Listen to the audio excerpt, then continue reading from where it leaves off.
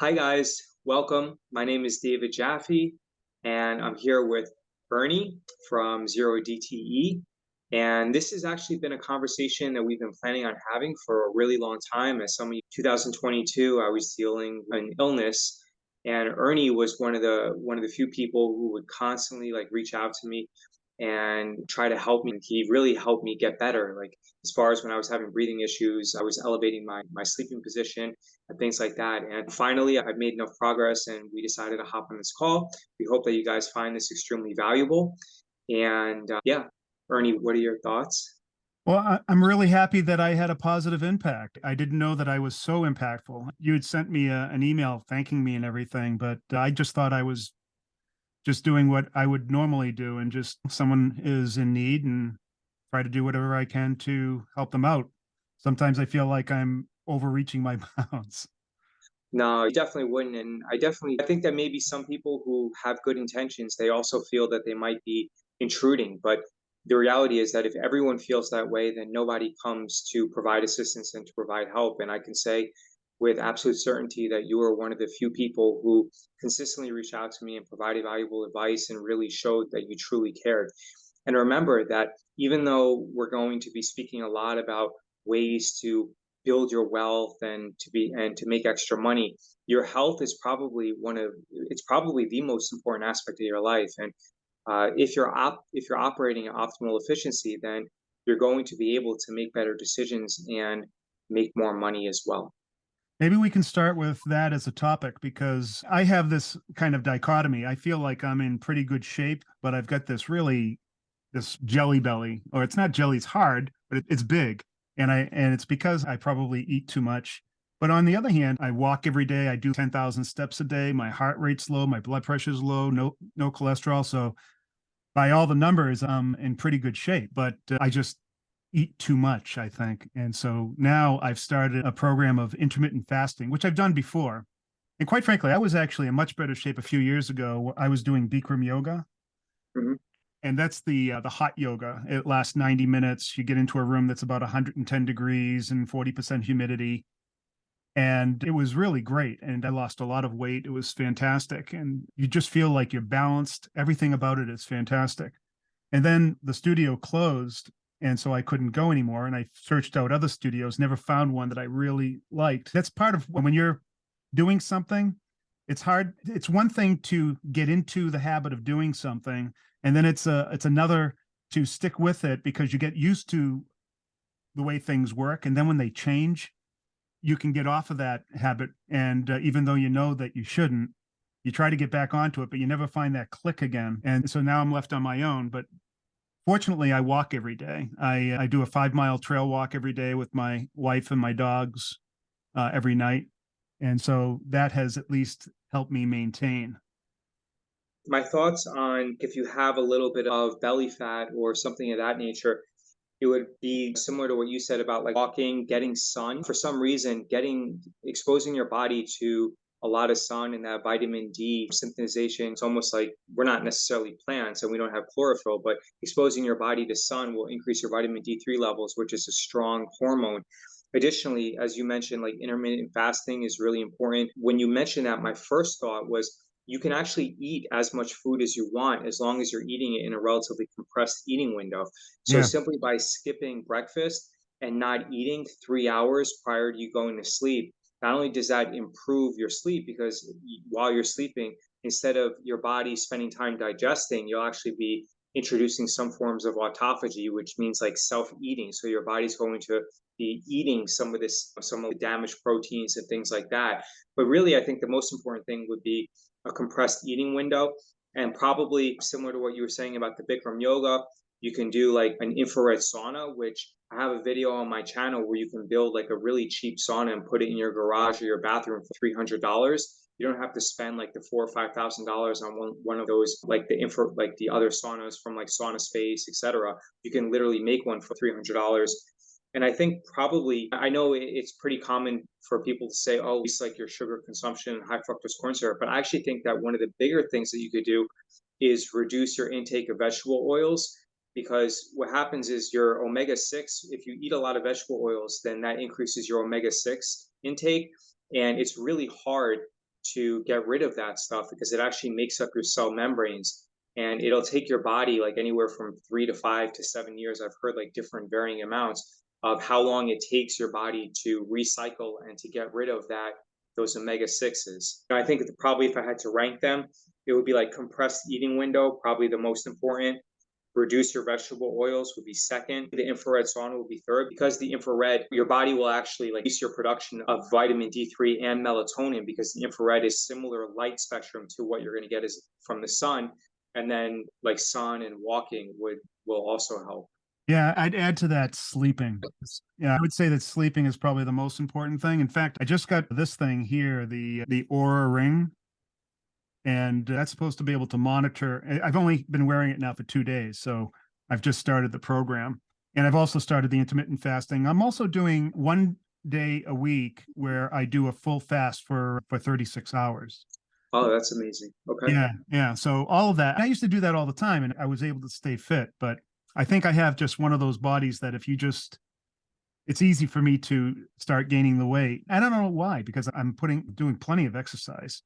But anyways, the sleeping I think is a big thing. And more importantly, the thing about this is that it allows you to monitor what you're doing.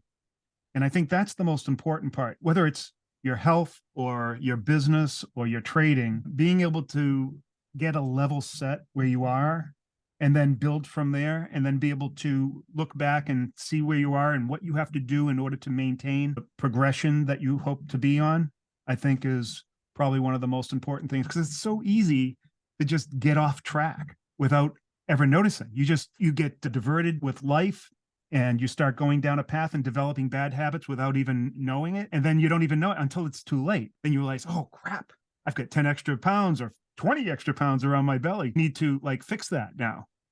And so that's the other thing, is having a way to fix yourself and get back on track. It's a lot easier to do it if you're already in that mode doing it, and then the fixes are small. It's funny you said that, because that's when you were talking, that's exactly what came to my mind, where human beings inherently, it seems like we only address problems when they actually are too big to ignore.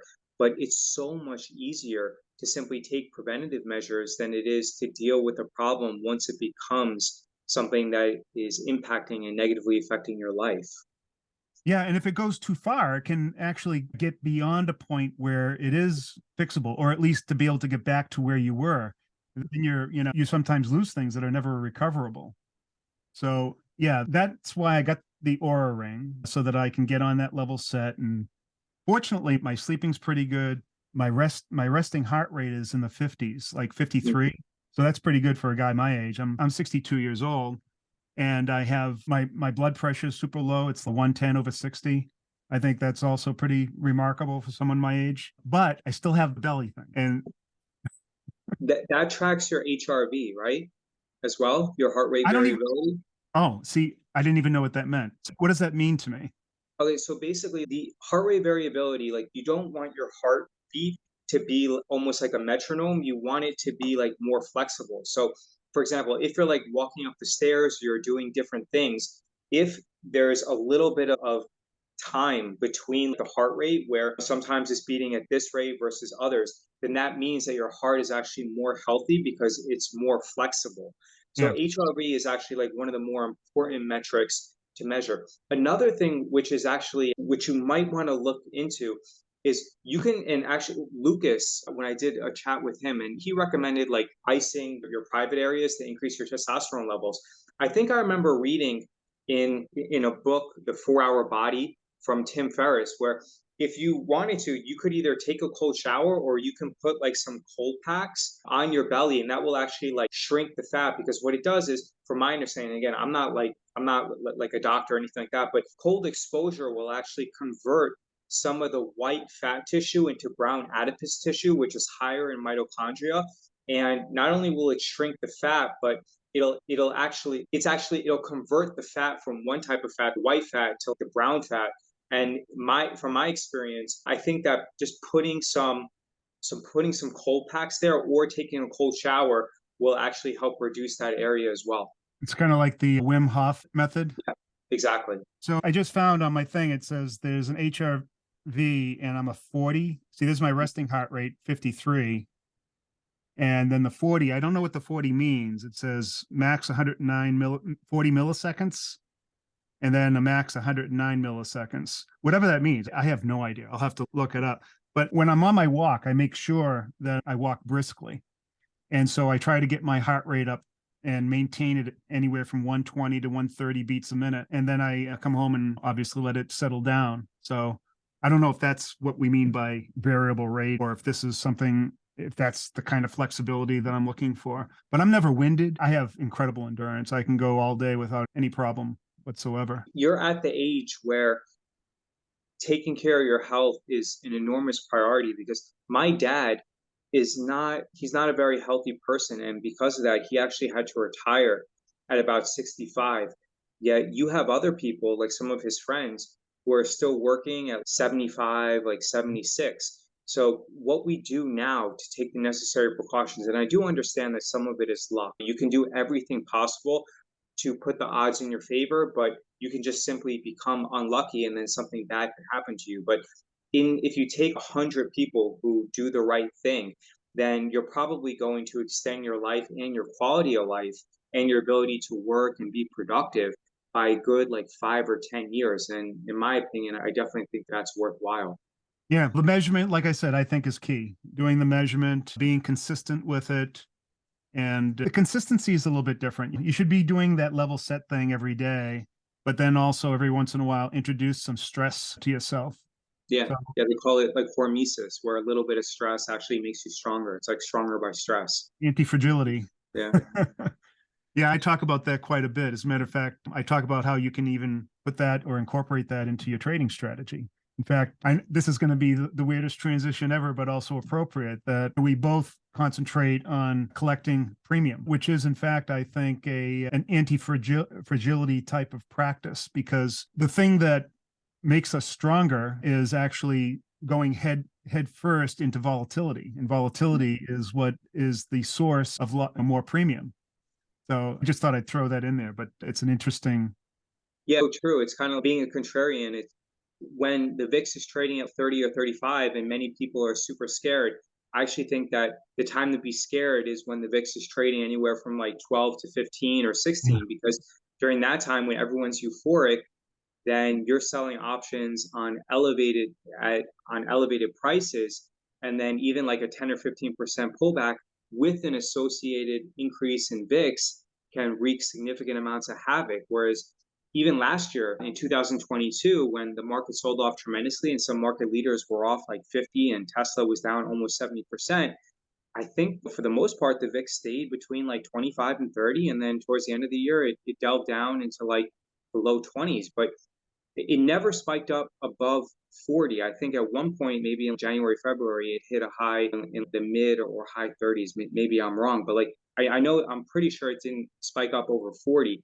But during those times when the VIX is like over 30, that's actually when you can be a little bit more aggressive, because once prices have come down a little bit as well and volatility is higher, you get that double positive whammy of being able to collect more premium, and you're selling options on a lower basis for the stocks or the indices that you're selling premium on. So one thing that I found over the years, now I've been in the industry for a long time, and I've been a hedge fund manager, an institutional trader, and the first part of my career was as an IT specialist. I was a former chief architect for Sun Microsystems. And I actually worked on Wall Street, and they were my main customers. But the one thing I wanted to say about volatility that I found was that it's all relative. You can look at VIX at 40 or 30 or 20 or 15 or whatever, but there's always some level of noise that is behind or underneath wherever that VIX level is. And it's when the VIX rises above that noise level that you start seeing a signal that you can actually see or operate with. So you can actually have lower levels of volatility, but as long as you can detect the signal that comes above that, it's just that it's when it's lower, it's much more difficult to see that, because the noise is like a constant low level of noise activity that happens in the market. And when it gets too low, it's almost impossible to distinguish a noise from a signal. But I think it's the relative change that is most important, and that's what you're trying to detect. Would you agree with that? I do. I also think, and hopefully I'm able to communicate this well, I think that the absolute VIX level at, let's say, 18 or 17 or 16 is important, but it's also important to know like where it came from. So in 2022, where the market fell like 20% and many leading stocks fell significantly more, having the VIX come down from like 30 to 18 to me bodes well for where the market is going to be in 2023. Whereas if the market had basically, if 2022 had been an amazing year where the market was up like 20, 30% or 20%, whatever, and volatility had been relatively consistent, staying at around 15 to 18 for a long period of time, at that time, I would actually be more concerned that we're going to experience a greater pullback in the near future. But now, considering that volatility was recently, a few months ago, was trading in the mid 20s, like even high 20s, and now it's trading close to around 20. And even I think last week it traded around like 17 before spiking up a little bit. I think that indicates that, at least like right now, based upon the available information that we have, that 2023 is probably going to be a relatively stable year. I don't know. I maybe, but I wanted to touch a little bit on our different trading strategies. Yours is definitely longer term than mine. You're selling puts, and you're probably looking out what, 2 weeks, 3 weeks, 4 weeks, something like that for most of your positions. So Yeah. the volatility in Sometimes that. I'm sorry. Go ahead. sometimes if I'm trading indices and there aren't that many opportunities in the individual stocks on my watch list, I'll sometimes go out like even 3 to 5 days on like the Qs or SPX or SPY and then make a relatively quick trade. Because in that situation, especially now, I actually, for example, if Qs are, I'll sell like the 275 or 280s on the Qs with a short duration, because even if, let's say, next week is horrible, I could easily roll that position down like 5 or 10%. And then it'll get to a point where I actually don't even mind taking ownership of that specific stock and then participate in the upside. Or what I could do to protect the downside risk, I would do something where I'll buy an at the money put and then sell an in the money put if I believe that something is oversold and therefore I actually don't have any downside risk. And then it'll allow me to participate in the upside by selling that in the money put while also collecting a small amount of extrinsic premium by the in the money put. So what I was trying to figure out, and so you've explained it. How do you guard against that variability of volatility in that life cycle of the option? So the way I do it is I trade super short, zero DTE, just one single day. So the only real variability and volatility is really the daily volatility that you see. Occasionally you'll have a binary event that will happen during the day, like the Fed is doing a meeting at 2 o'clock or something, and implied volatility will rise right into that occasion, but then it will fall off. But normally during a single day, you have more volatility in the morning. So it's implied volatility is up. You can get into a trade because you have better pricing, and then it starts falling away, and then it might come up a little bit just before the close. And the other thing that aids my trade is that time. Being on that very last day of expiration, the one constant that you have is time. No matter what, everything's going to zero at Yep. 4 o'clock. So it doesn't matter if volatility goes way up or way down within that day. By the end of the day, it's going one place. It's not going Right. to, there's nothing you can do.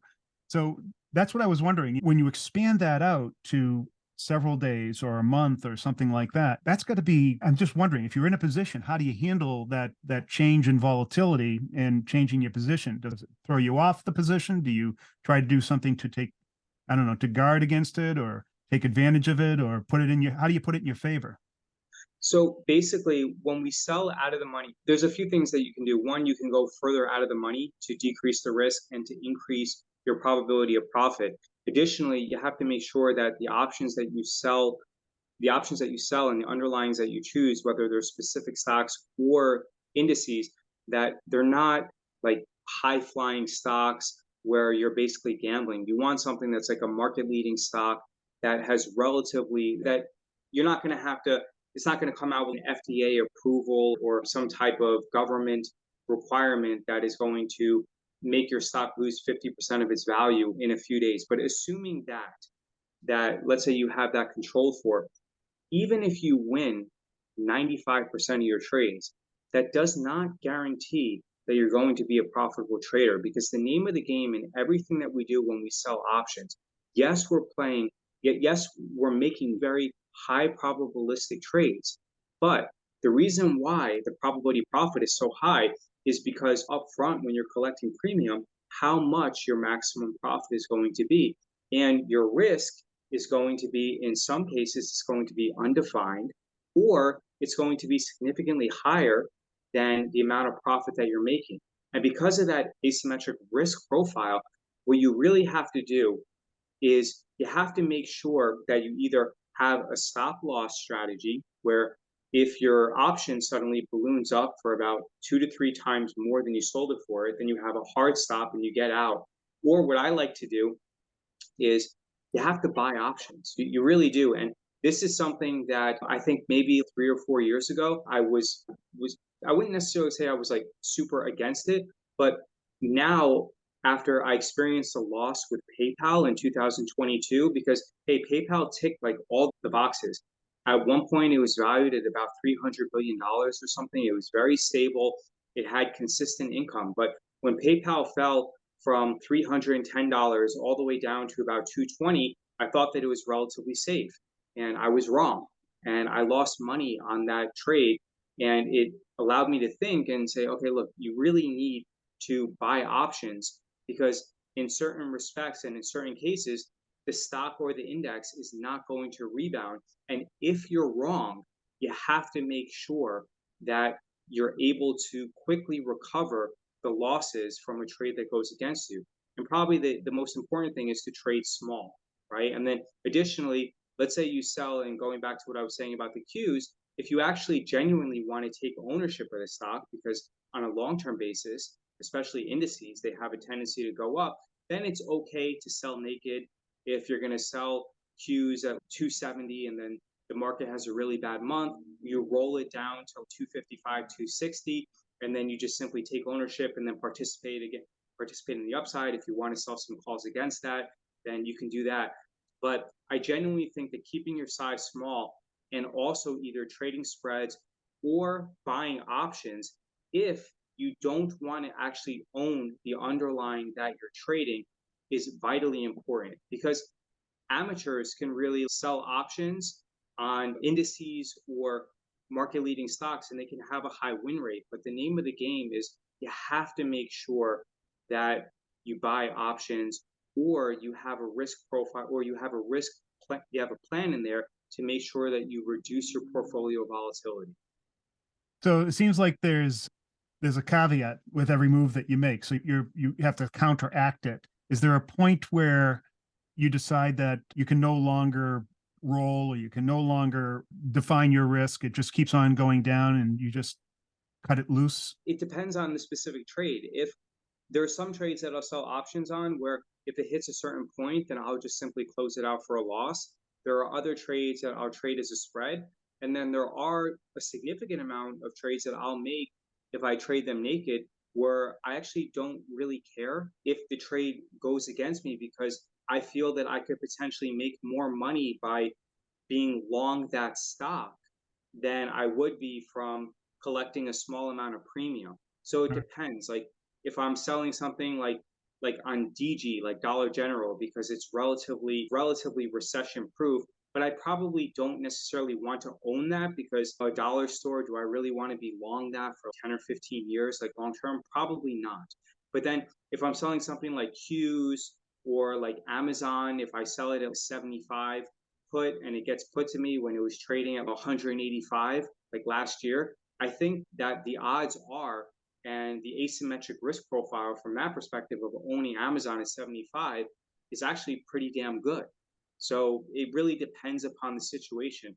But I think that the most important thing, probably more so than simply trying to make as much money as possible, because we all want to make as much money as possible, but our goal should be to limit portfolio volatility and make sure that our drawdowns are as small as possible.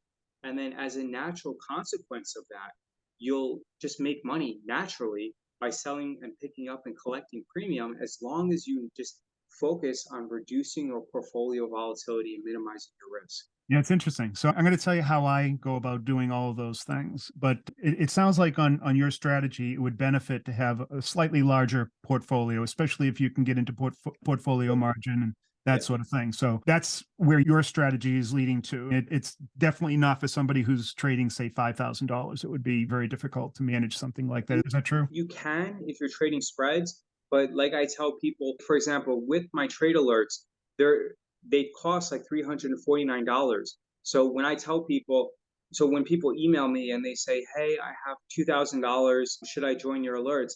I immediately tell them because I want it's very important to manage people's expectations. I say, "Hey, you're not going to make enough money on your $2,000 to $5,000 account to pay the monthly fee. If you want to join for a month because you're curious and you want to view it as like an investment in your education, hey, no problem. But don't come and think they're going to turn 5,000 into 10,000 in 2 to 3 months. Because if you do that, the more risk you take, the more inherent, or rather, the more money you want to make, the more inherent risk that you're taking as well. So yeah, in general, like it's similar to what you said, where it is generally geared towards people who have larger accounts. Okay. I also work on extreme asymmetry, but in exactly the opposite way. So in other words, I define my risk so it's extremely small, and the potential profit isn't unlimited. It's also limited, but it's relatively large. And so the way we do that is by using a particular strategy, and that is the butterfly, the out of the money butterfly. So we push the butterfly out of the money so that our risk is approximately 1 to 9. So it's a 1 part risk to 9 parts reward, and it's an easy trade to put on. You've probably seen this in professional circles. They used to call it the 10% debit rule, and essentially you make your debit 1/10 of the spread on the butterfly. And by doing that, you're creating a kind of return distribution that is right skewed and long tails. And for those who don't know what I'm saying, it means that you take a lot of very small losses and a fair amount of small wins that tend to offset those losses. But then you're looking for those occasional mid-size and big wins. And that's a profile that's real nice. Now, the really cool part about this strategy is that it does exactly what you're saying, is that the drawdowns are super small if you can, when you manage that. Drawdowns are small, and the volatility on your profit curve is also very low. But the key, again, paralleling what you're doing, it's just interesting how we look at from two completely different angles and come to the same kind of profile structure that we're looking for. But the key is to also trade small. So as an example, and this is in no way representative of what everybody can do, right? But I think that if someone followed the strategy that they could achieve this. I never trade more than max, depends on my account size. Let's say my larger 6-figure account, I never trade more than, say, 0.75% in any one position, usually 0.5% or even 0.25% for a position. And so a lot of people might think, yeah, what do you do with all the rest of the money? But it's the same thing even in a smaller account, like a 25,000 or even a 10 or even a $5,000 account. You might trade just 1% of your position. But by keeping your position size super small, you're limiting your downside. You're keeping your drawdowns to sub 10%. Actually, I've never gone more than 5%. In fact, my past year, I've never gone above 3.25% drawdown. And while maintaining a good return on your risk. So on average, I think I'm doing, my average winners are a little more than 2 times the size of with super low volatility in our. So it's a very comfortable way to trade. Your comfort comes from never being so far out of the money and your high win rate, and then being very diligent about managing your profit. And so managing your risk in could be a relatively sophisticated way, right? Would you agree with that? Yeah, I would say there are a few things. Like the simplest way is if the option that you currently sold that you have a position on reaches like 3 times the credit that you received, then you can just simply close it out. And then the other thing which I really like to do is especially during times when the VIX is low, I'll buy long dated put options that go very far out on SPX, and that will basically provide the necessary insurance on my entire portfolio. Also, remember, when the VIX is low, that means that people's expectation of future volatility is that is also low, and that they believe that the market's going to be stable. And because of that, the options that you buy are really inexpensive because the VIX tends to come to go up and down in waves. If you're buying long dated SPX or SPY put options when volatility is low, then you can actually make anywhere from 30 to 50 times on your money if you end up having a huge crash like in March 2020, or even like a slow drawdown market in 2022. So yeah, you definitely, like everything that we say, if you're going to sell premium, the name of the game is managing the outlier risk and managing those few trades that go against you. And if you're able to do that, you will make money. But it's not as easy as people think, because especially when you have a very high win, human nature and tendency is to get greedy. Oh, let's trade a little bit bigger. Oh, I went too far out of the money. If I traded a little bit closer to be in the money, I would collect more premium, and then I would make more money. So you have to make sure that you manage that greed aspect. So how much would you say that you would normally at any one time have deployed into these positions as a percent of your total portfolio? For the short put positions, so if I open up like a new position, how Well, much that of my portfolio am I do deploying? you only do one position at a time, or do you have multiples on at any one time? I have multiple positions on, and usually it'll be anywhere from, I say on average about 3 to 5% or so. Oh, Now so it's really small. it's a little bit tricky though, because when using portfolio margin and when you go farther out of the money, portfolio margin, it doesn't count the buying power requirements similar to Regulation T. So if that position ended up getting challenged, then that 3% might balloon up to, I would say, probably a max of 10%. But also remember that when you have that position covered, when you have the long puts on to provide you with insurance, then actually it's not going to increase your risks, because as the market comes down, then your total equity is either staying the same or is actually increasing based upon the hedge that you have in place. So I guess the ultimate question then is, what is the level of or a percent of your total portfolio that you would allow to come to risk? Oh, that's a good question. With the hedges in place, I would say it's pretty low, probably about 3%. Okay.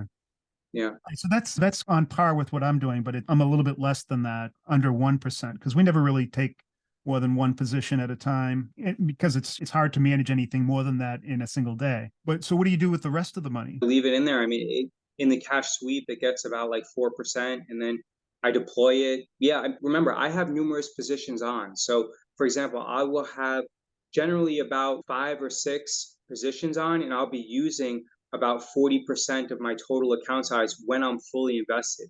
Now, when the VIX is really low, and when I believe that prices are high, because let's say we go up on like a euphoric run like we did in January and mid-February of 2020, then in that situation, I actually trade significantly less. And that's actually the time, that would be like the perfect time to buy options, because everyone is so euphoric that your long dated put options that you can use as a hedge Mm. are going to be incredibly inexpensive. And then obviously it's not always going to work out as well as March 2020, where those options are going to spike up.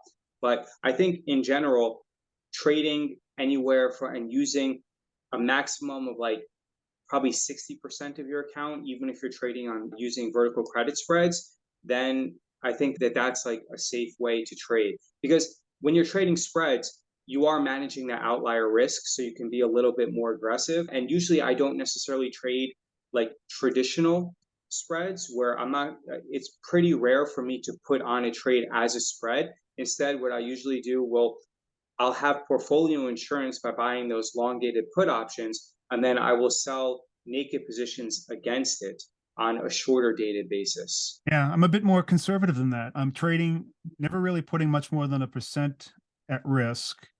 And then the rest of the money, I'm actually rotating in and out of short-term government securities. Just, Are you trading every day? yeah.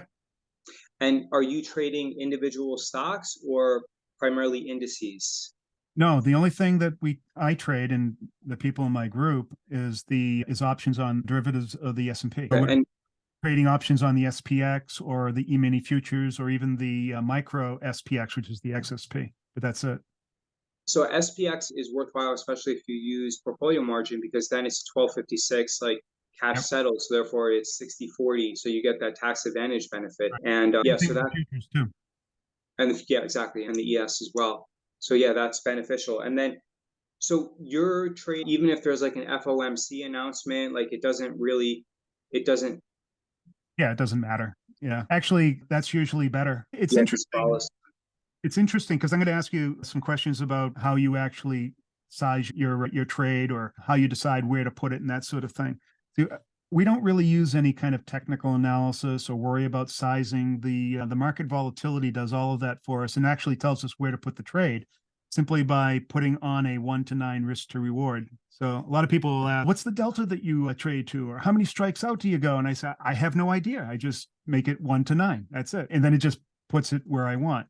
Now, I have two different strategies that I use. That it's interesting because back in 2021, we had a very different market from what we have today. And this is something else I want to ask you about because these different market types. 2021, we had extremely accommodative monetary policy. The market was just going up, volatility super low, going in one direction. And so when I first started up this service, I wanted to do this asymmetric trade, but I felt, okay, just put one butterfly and make it directional. And I had this idea that I would create a market bias or a directional bias and do all of this fancy geo macroeconomic analysis. And so I thought it was brilliant. I choose mostly going long and I would hit there and I would have this incredible win rate of anywhere from 75 to 95%. And it was unbelievable. I would hit all these trades. I would pin trades on a regular basis. And once 2022 came around and the market went the other way, everything changed. And I started to get brazen. And instead of taking the kind of risk that I was taking, I decided to take more risk. And it bit me. And so now we do the exact same trade as what I call the classic butterfly, but we put it on both sides of the market now. So we open up every day, same thing, 1 to 9, but one above the market, one below the market, and then just manage those. My original trade, I never even managed the risk. I just let it, if it went the other way, I just let it go to 100% loss. So in terms of, You're delta neutral when you're putting on the trades? you could say, Or yeah, when I put on the trade, you're delta neutral because you're trying to put them on at approximately the same time and with the same risk to reward. And you're what you're hoping for is at least some movement either towards one fly or the other. And if it doesn't, about 35% of the time, it hangs out right in the middle of those two. And instead of going 100% risk on those duels, we just go to a 50% risk. And that's like a hard stop. It goes over 50%, you just get out. The rest of the time, then you manage your profits when it reaches one of the flies or the others.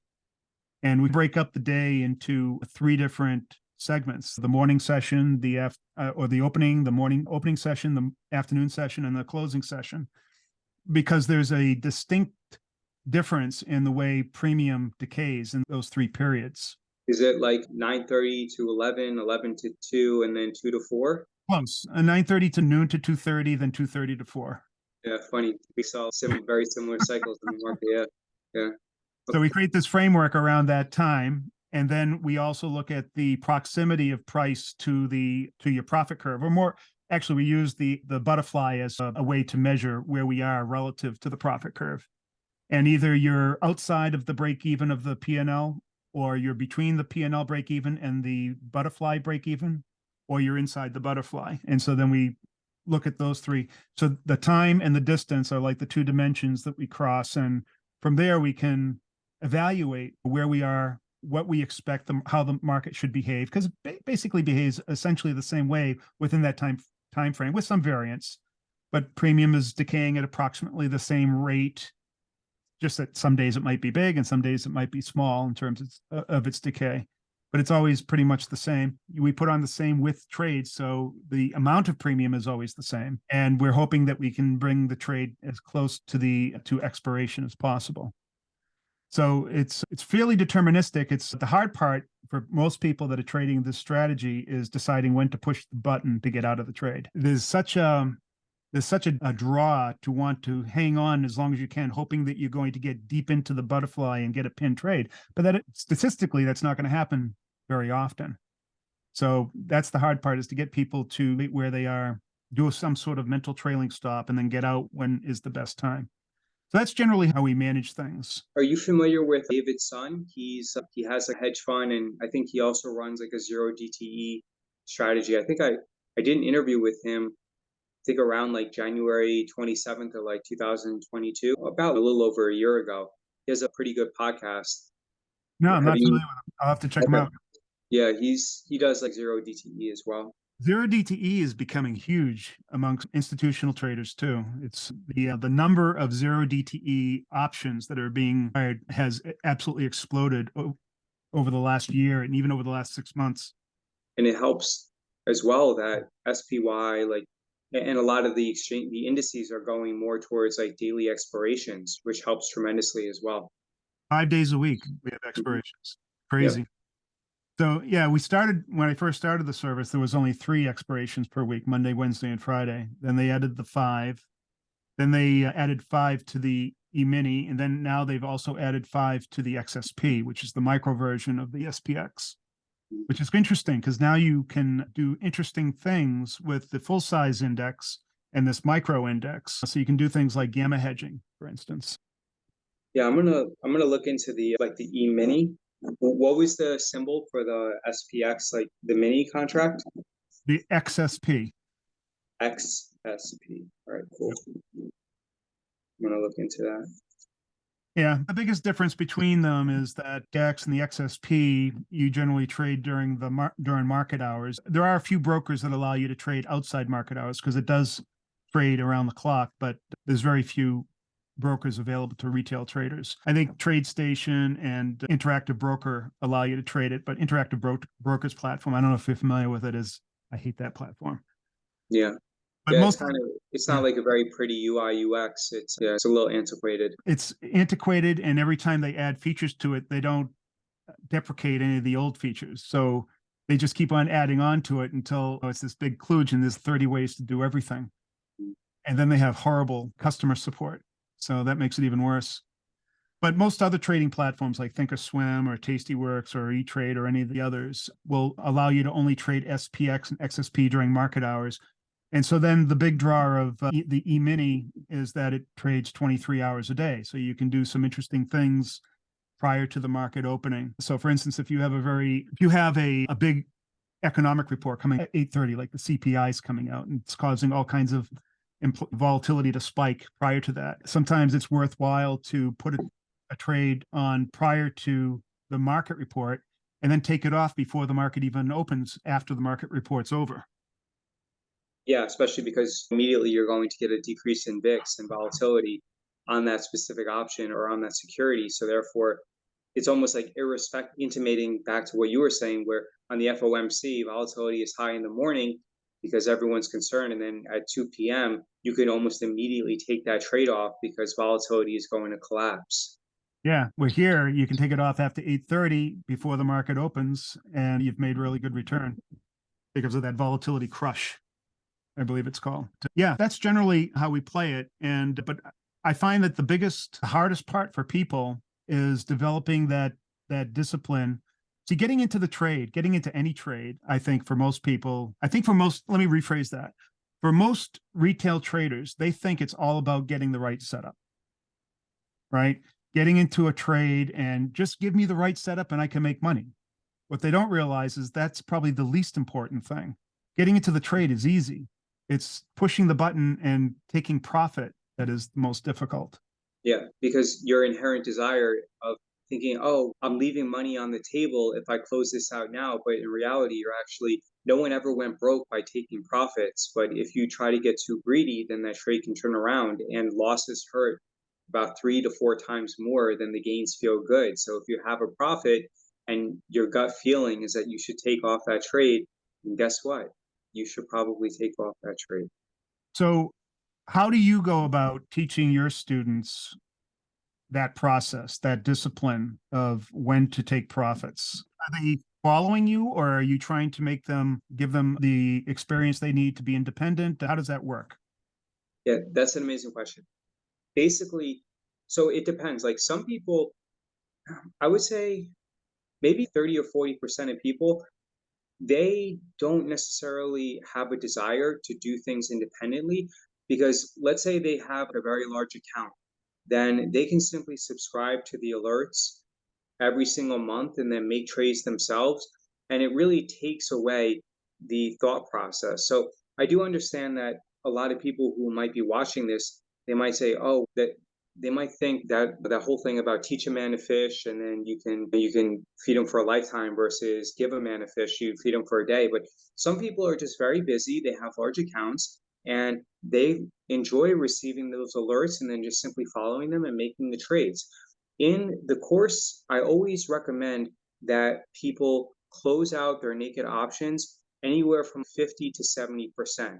And also, as a caveat to that, if you make a trade and you realize, let's say 30 to 50% of the profit in 10 to 20% of the time, then it's actually in your best interest to close out that trade early and redeploy the capital because why are you going to then wait an incremental 70 to 80% of the time only to collect an additional 50% of the premium? So one of the easiest ways of making sure that you close out your trades early is that immediately upon making and entering the new trade, you could just simply submit a buy to close order with a limit order for about anywhere from 50 to 65 to 70% of the credit. So if you were able to collect a dollar and then you can just simply put a buy to close order to automatically close out that position when that option decays and it's trading at about 40 cents. And in my opinion, that's the easiest way of doing it because it's basically automatic. So for every trade that you open, you submit a buy to close order. And when you have a smaller account, that's even more important to manage your capital for capital efficiency purposes and to manage your buying power. Because if you have anywhere from $2,000 to $10,000 account, you need to be very ruthless of closing out your trades early, especially when they go in your direction in a relatively fast and in a relatively expeditious manner, and then simply redeploying that capital. So what other decisions do you make to optimize that decision where you actually place that stop? 50 to 75%, 75%, that's another 50% on top of the profit you may have taken at just 50%. Are you using any other indicators that might sway you more towards a 75% or 50%? Is there any kind of technical indicator that you might use that might incline you to make your stop looser or tighter? Yeah, I think if I'm pretty confident in the trade, then I will try to go more towards, let's say, for example, to leave it like a little bit less like black and white and based upon like feeling in something. Let's say VIX is trading over like 20 or even over 25, then inherently you're going to feel better about the trades that you're making because they're actually less risky. Because in order for the VIX to increase to that level, then that means that the market had to have pulled back a little bit, and therefore it was previously trading at a higher level, and also you're collecting relatively substantially more premium. So in that case, when volatility is higher, then you can also potentially be a little bit more aggressive. And especially if you believe that a specific stock, like let's say Microsoft or like an index like a QQQ is oversold and you feel more confident in your entry, then in that situation, you can open up a trade and then you can immediately place a buy to close order to close it out at about 35 or 40% of the premium that you actually receive. If VIX is trading at about anywhere from like 15 to 18 and the market is relatively high, then that means that your risk is higher for there being a pullback because there's more complacency in the market and the market always moves in waves. So in that situation, I would have a tendency to be more careful and to close out my trades more aggressively at a 50% price point. Is there a situation where you would let it go to expiration? There are generally, if I'm trading, let's say, for example, especially because I'm using portfolio margin, if I trade something that has a relatively short like expiration, like 3 to 5 days, and on X or Qs, and it's so far out of the money and it's not really using up any buying power, and also I don't need the buying power, then in that case I would just let it expire. But I would say, but in general, I do think that it's good practice to close out all your trades early, and that's probably something that I should improve upon. Do I always close out like every trade early? I don't, but should I do it? I probably should, to be honest. Oh, okay. Yeah. So that's the biggest variability between someone who makes a little and someone who really does well. And my strategy is being able to choose when's the right time to get out, because there's no way for us to say, hey, just set a stop at 50%, because that wouldn't make any sense. When some trades you'll make maybe 20 to 100% return on your risk because we take such small risk. But then there are other trades, if you let it go to expiration, you could literally make 1,000 to 1,500% on your trade.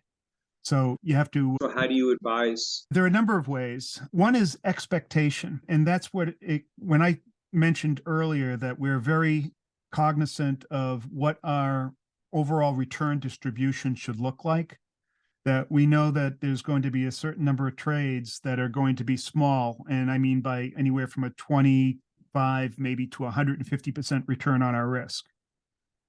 And that's going to comprise about, I'd say, 40 to 50% of our trade, maybe more, maybe 60% of our winners. Then there's going to be another segment that's going to be between 150 and 250, and that, or maybe even 300% return on our risk. And that's going to be maybe another 20% or more. Actually, I would say that the initial one would probably be closer to maybe 75%. And then about 15% are those mid-size, and then about 10% are the really big ones that are close to a pin trade.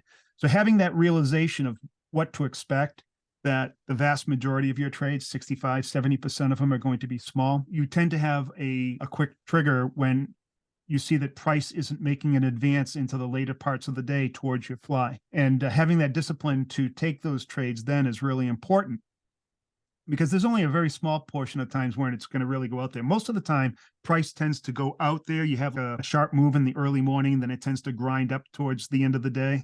Those are the type of trades that you can hold on to. But then the rest of those trades, the market is fluctuating, going all over the place.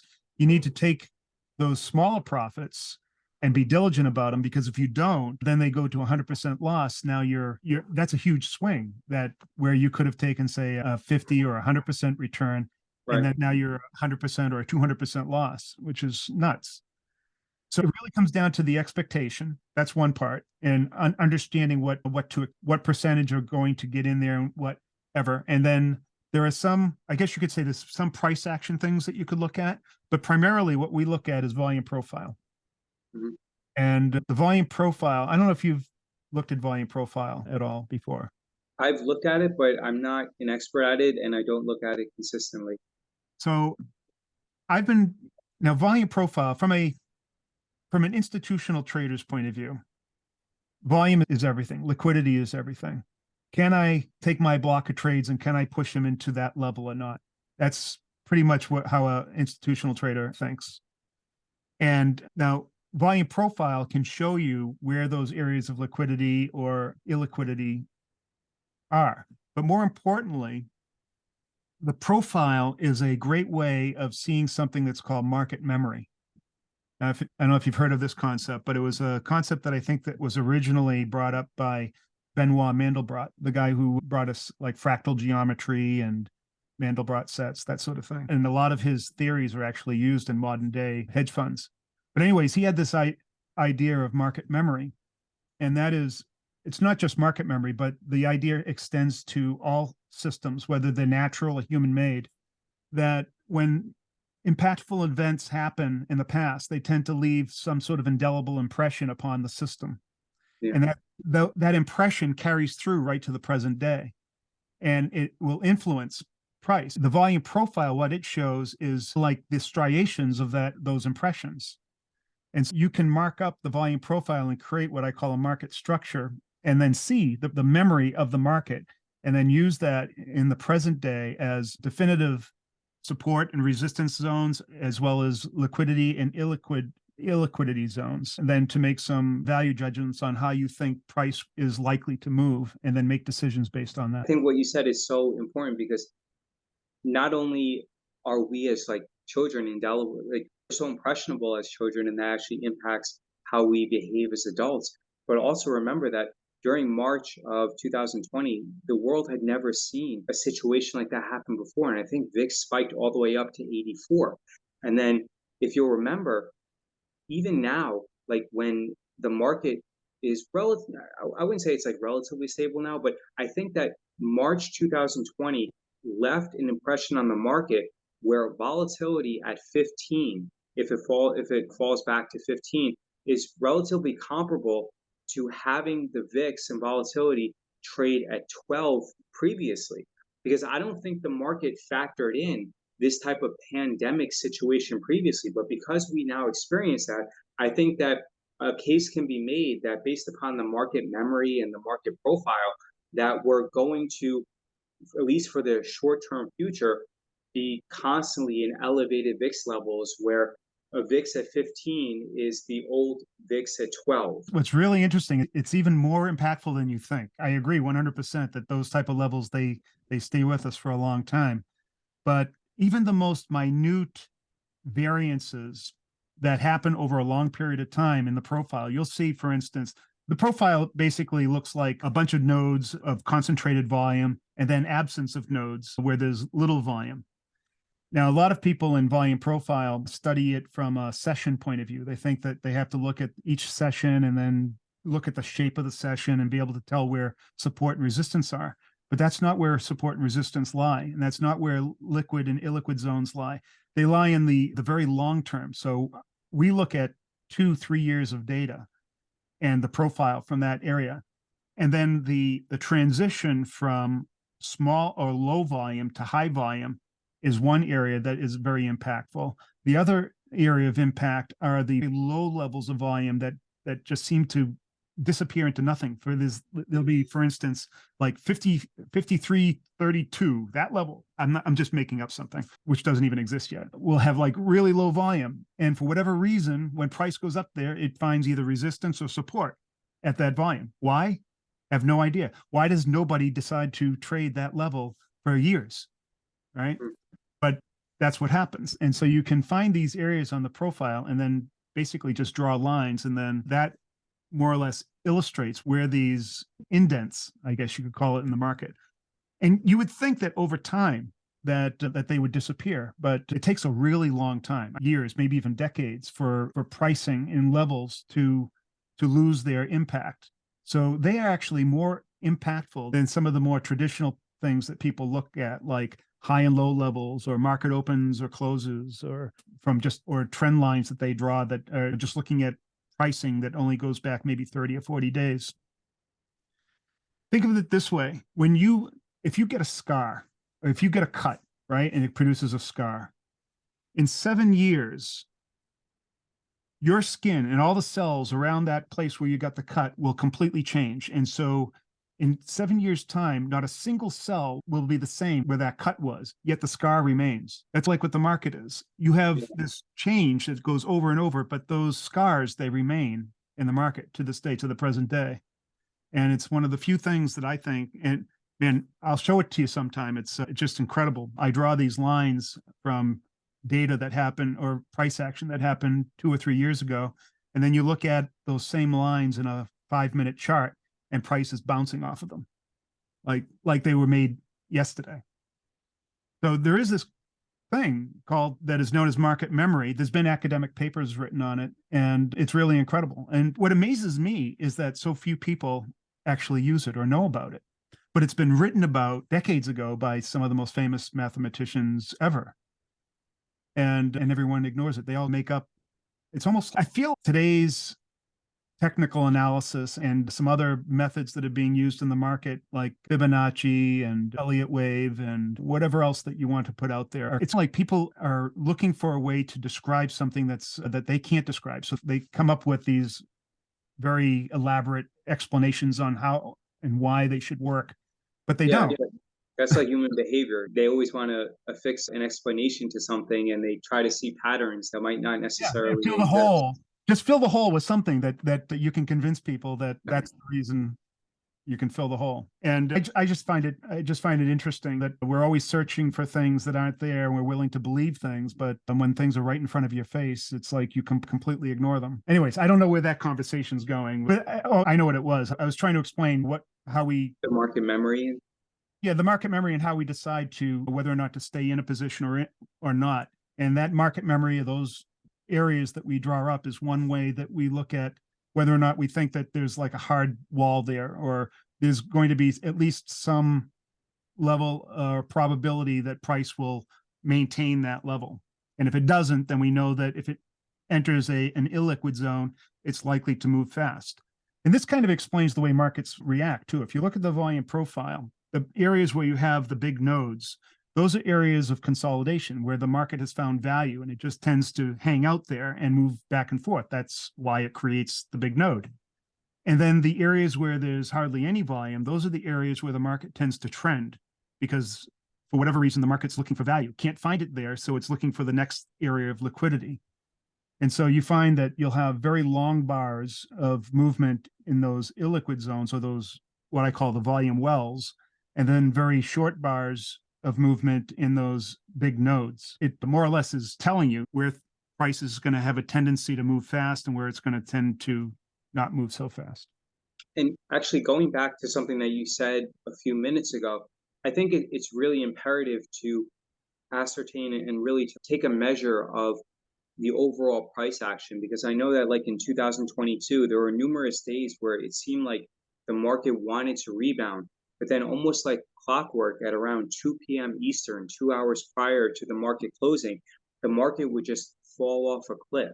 Whereas when we're in a bull market, then it actually seems to be the opposite, where if the market is weak during the morning, then around 2 it actually has a tendency to increase and then to be very strong heading into the close. So perhaps by integrating an overall general sense of market strength and then combining it with the market volatility profiles and looking at things from the past, like you were saying about like market memory and volume and things like that, and that can provide you with a better clue as to what the future short-term price action is going to be and whether you should close out a trade or let it ride for a larger gain. Things like that still exist, that are remnants of the old pit traders. The bond traders used to close up shop at 3 p.m.